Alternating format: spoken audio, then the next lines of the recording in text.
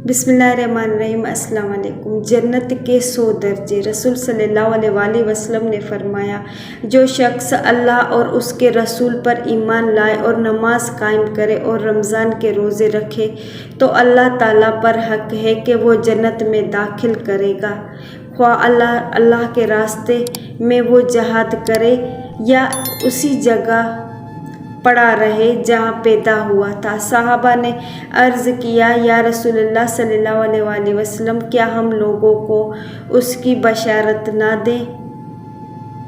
आप सल्लल्लाहु अलैहि वसल्लम ने फरमाया कि जन्नत में 100 दर्जे हैं जो अल्लाह ताला ने अपने रास्ते में जहाद करने वालों के लिए तैयार किए हैं। उनके दुरूद जो में इतना फासला है जितना आसमान व ज़मीन में है। इसलिए जब अल्लाह ताला से मांगना हो तो फिरदौस मांगो, क्योंकि वो जन्नत का सबसे दरमियानी हिस्सा और जन्नत के सबसे बुलंद दर्जे पर है।